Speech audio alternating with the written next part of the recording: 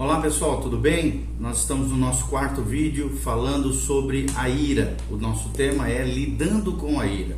Eu tenho uma palavra de Deus para o seu coração. Nós estamos baseados no nosso estudo sobre a ira, cólera, raiva, tudo a mesma coisa. Nós estamos baseados em Efésios capítulo 4, versículos 25, 26 e 27. A Bíblia diz no versículo 25 de Efésios 4: irai-vos, porém não pequeis. Logo em seguida, no 26, não se põe o sol sobre a vossa ira. E no 27, não deis lugar ao diabo. Ou seja, se a nossa ira for equivocada, for baseada sobre um fundamento errado, uma perspectiva errada, como nós aprendemos, ela pode sim abrir portas de acesso a Satanás. E aí nós sabemos, pela experiência do dia a dia, quantas e quantas pessoas já fizeram tantas besteiras, tantas tragédias, tantas guerras, tantos crimes para tudo quanto é lado. Tudo isso porque viveram uma vida desgovernada, se deixaram levar pelos seus impulsos, pelas suas paixões, pelos seus sentimentos, emoções temerárias, e acabaram gerando uma série de problemas e consequências terríveis sobre a sua vida, dando acesso ao inimigo, vivendo uma vida desgovernada na carne, na carnalidade.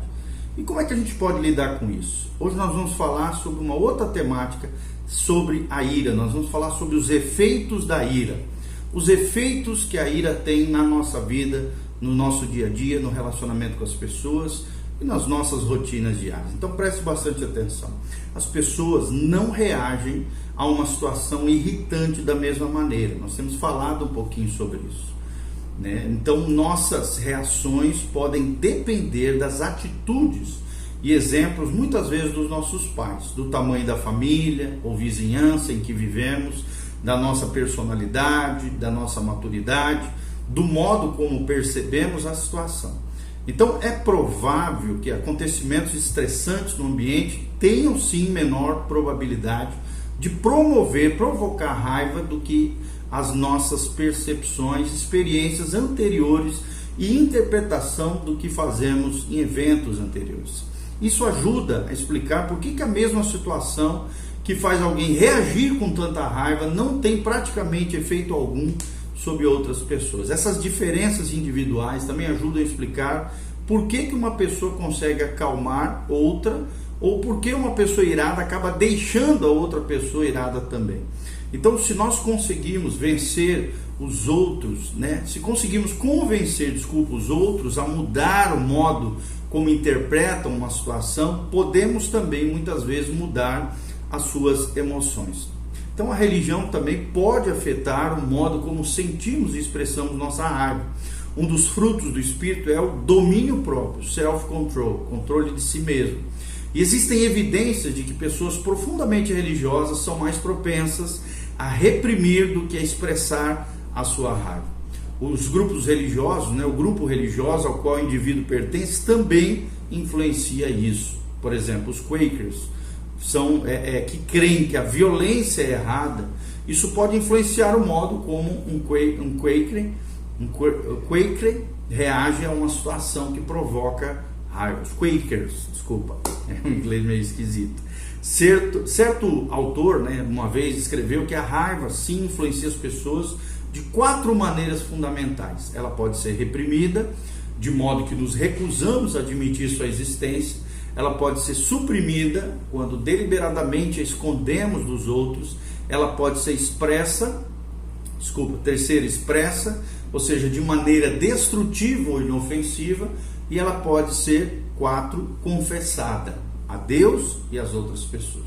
Então talvez um outro modo de resumir os efeitos da ira seja dizer que podemos nos deter e fugir diante de uma situação que provoca a ira, ou então guardar os nossos sentimentos no íntimo, onde ninguém possa vê-los. Exteriormente, nossos sentimentos, atacando a situação geradora da raiva, ou algum substituto, ou então enfrentando e tratar diretamente com as causas da raiva que nós já abordamos em vídeos anteriores.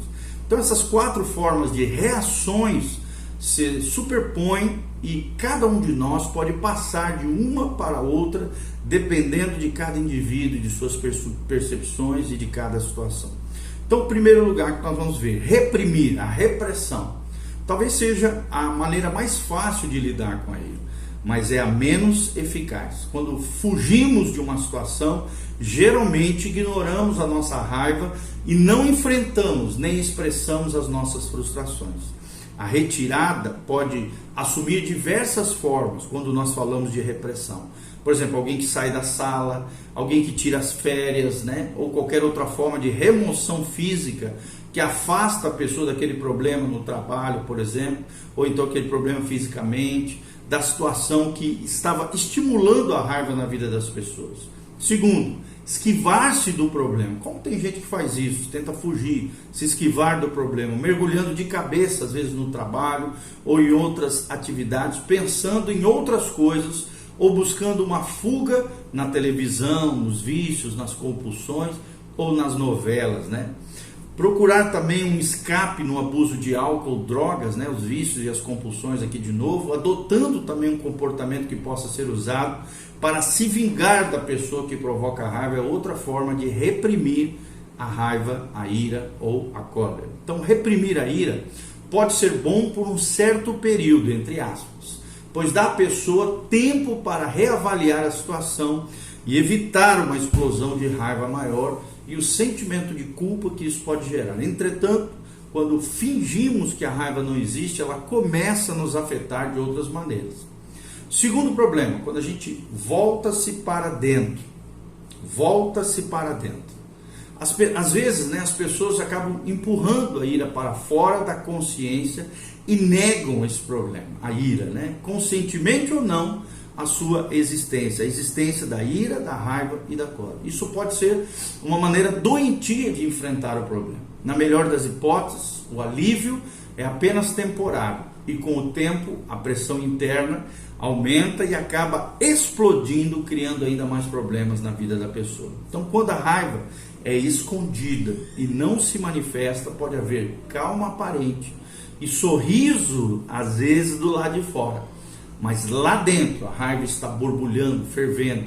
E essa ira oculta é uma força poderosa que pode se manifestar de diversas maneiras. Eu vou enumerar alguma delas. Por exemplo, com sintomas físicos que vão desde uma simples dor de cabeça até úlceras que começam a aparecer no corpo, hipertensão arterial e até ataques cardíacos. Outras manifestações desse voltar-se para dentro, né? Acabar somatizando aquela situação, são as reações psicológicas, como a ansiedade, o medo, a tensão e a depressão em casos mais crônicos, mais complexos. Também existem tentativas inconscientes de fazer mal a nós mesmos, manifestas, por exemplo, na propensão a acidentes, tendência de cometer erros, né, aquela autossabotagem e até suicídio em casos mais extremos. Também existem os pensamentos caracterizados pela autopiedade, desejo de vingança, ruminação das injustiças sofridas, tudo isso lambendo as feridas da alma que são provocadas pelas pessoas e não são tratadas interiormente através do perdão, da renúncia daquela dor, daquele sofrimento, né? Ou então até lutas espirituais que surgem porque nos entregamos à amargura, à ira, à raiva, a calúnias. Isso acaba entristecendo o Espírito Santo. Até em Efésios 4, logo abaixo, nós vemos que também essas práticas entristecem o Espírito Santo, porque estamos ignorando, não aceitando, rejeitando a sua orientação espiritual em dirigir as nossas vidas, ok? Terceira manifestação, né, da ira é expressando através de ações, efeitos da ira. O terceiro efeito da ira é expressando através de ações. Isso pode ser útil, né, lembrar eu e você que a raiva não é sinônimo de agressão, embora as duas muitas vezes andam de mãos dadas. A raiva é uma reação emocional que inclui uma excitação física e mental, que envolve o corpo e a mente. A agressão é um tipo de comportamento que causa dor e pressão sobre os outros. E é possível sentir raiva e não ser agressivo. Também podemos ser agressivos sem sentir raiva. São duas coisas que geralmente andam lado a lado, mas que não podem andar também individualmente cada uma delas. Quando a ira leva à agressão, se fala que a pessoa está se expressando. Isso pode ser feito de 3 maneiras: uma agressão direta, uma agressão passiva ou então uma agressão redirecionada, o que na psicologia é chamado de projeção, redirecionada para alguém ou alguma coisa. A agressão direta, né, já se disse que a violência é tão americana, né, ou tão sul-americana quanto a torta de amoros, né, no caso aqui dos Estados Unidos, disse um autor. Mas a agressão direta existe em quase todas as sociedades, seja americana, brasileira, América Latina, em qualquer esfera. A reação mais natural e imediata à ira, sim, é, infelizmente e erradamente, contra-atacar, verbalmente ou fisicamente, a pessoa ou aquela situação que nos deixou com raiva. Quando um indivíduo explode, isso pode fazer com que ele se sinta melhor por um certo intervalo de tempo, mas a explosão atinge sempre outras pessoas, abalando os relacionamentos, fazendo com que se percam as amizades, os empregos, destruindo objetos, bens, e geralmente fazendo com que a pessoa que explodiu se sinta envergonhada e culpada por aquela situação. Além disso, a expressão direta da ira geralmente acarreta mais e mais raiva no futuro, e não menos, como muitos pensam. Outra agressão, além da agressão física, é a agressão passiva. Algumas pessoas são agradáveis e aparentemente cooperativas nas interações face a face, ou seja, face a face, mas usam meios sutis para dar vazão à raiva. Pessoas que recorrem, por exemplo, à agressão passiva podem fazer fofocas, divulgar histórias comprometedoras sobre alguém, esquecer de fazer o que prometeram, recusar-se em cooperar, fazer comentários mordazes ou embaraçosos quando os outros não podem reagir ou deixar os pertences dos outros em lugares onde podem vir a ser danificados ou roubados. Também beber, reprovar na escola, ter uma aventura extraconjugal são exemplos de maneiras sutis que as pessoas usam para atacar ou ir à forra com os pais, com o cônjuge ou com outra pessoa qualquer. A pessoa agressiva, passiva, parece ter um talento todo especial para ferir os outros, mas geralmente consegue arranjar uma desculpa, uma justificativa ou explicação para suas ações.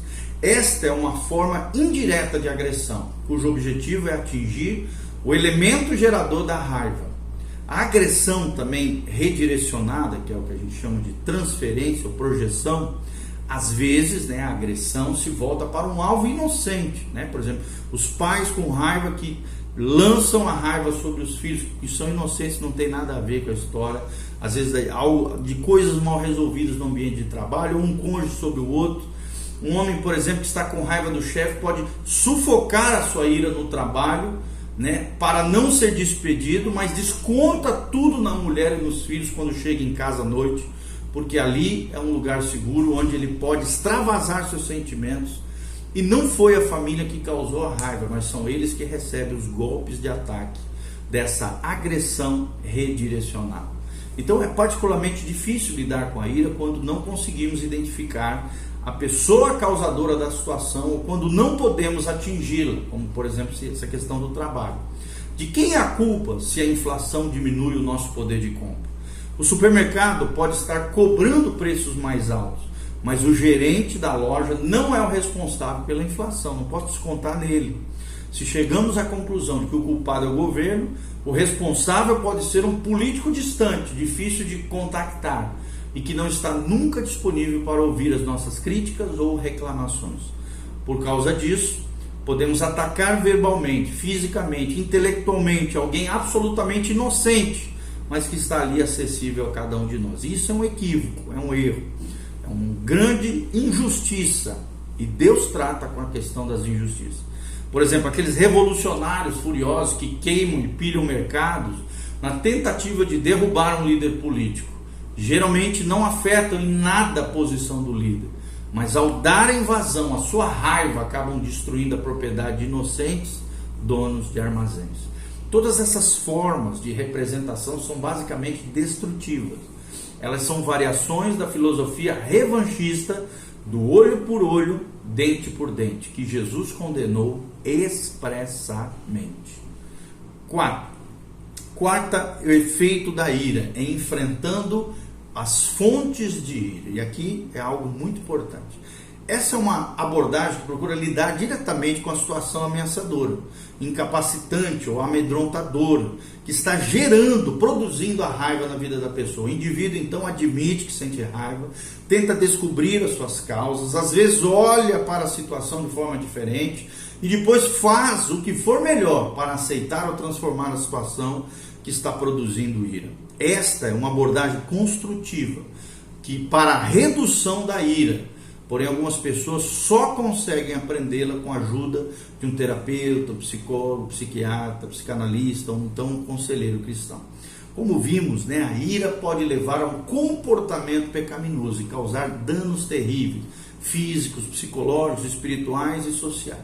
Por que então tantas pessoas parecem ter prazer na hostilidade e insistem em guardar as mágoas? Será possível que a ira faça algumas pessoas se sentirem poderosas, superiores, cheias de razão? Tem gente que acha que lidar com a ira de uma forma madura ou dar a outra face é sinal de fraqueza, tendência a recuar ou vontade de ser humilhado. Com a desculpa, então, de preservar a autoestima e defender os seus direitos, algumas pessoas se recusam a tomar as atitudes corretas que poderiam mudar as circunstâncias que provocam a ira e acabar com os mal-entendidos interiores e exteriores. Tudo isso sugere que alguns das pessoas que nós talvez estejamos ajudando com relação a sentir a raiva, não, parece às vezes até que não surte efeito quanto à vontade de mudar, quando essa vontade é pequena. Quando encontrar esse tipo de situação, eu e você que estamos ajudando alguém com essa problemática, é bom falar claramente que eu e você, nós estamos ajudando, suspeitamos que aquela pessoa quer continuar do jeito que é. Fique preparado, eu e você, porque aquela pessoa que nós estamos tentando ajudar, ela pode negar, que é a famosa negação. Mas lembre-se que isso pode levar a outras discussões a respeito de quais foram os motivos e anseios que levaram aquela pessoa a querer mudar de comportamento ou não. Então, quando aquela pessoa que nós estamos ajudando quer mudar, aí sim ela mudará. Lembre-se, tudo muda quando você mudar. Tudo muda, todas as coisas podem ser modificadas se você mudar, se você decidir em Deus mudar toda e qualquer situação da tua vida, inclusive a ira, raiva e cólera. Todas as coisas podem ser modificadas pelo poder de Deus. E nós cremos nessa graça, que o poder de Deus venha sobre a tua vida, a unção, a graça de Deus, a capacitação do Espírito Santo venha sobre você. Ok? Fatos importantes. Ajude aquela pessoa que você está ajudando, primeiramente, a admitir a sua raiva. Em segundo lugar, ajude aquela pessoa que você está ajudando a expressar a sua raiva de maneira correta, Ou seja, saiba lidar com aquilo. Nós não podemos reprimir, mas lidar de uma maneira saudável com aquela situação, de maneira construtiva, Às vezes fazendo esporte, tendo passatempos menos ofensivos que possam redirecionar aquela energia para um outro lugar, Um psicólogo cristão chamado Archibald Hart disse: procure tratar das suas mágoas e raivas assim que elas surgirem, uma de cada vez, sugere ele. Isso impede que a raiva cresça e floresça na sua vida. Pergunte a si mesmo se a raiva é justificada e se ela surgiu, por que você sente estar amedrontado ou ameaçado. Quando alguém o magoar, diga isso à pessoa, explique por que aquela atitude dela magoou você ou gerou aquela raiva. Explodir com uma pessoa que você ama não vai ajudar muito, mas falar sobre a raiva sim ajuda.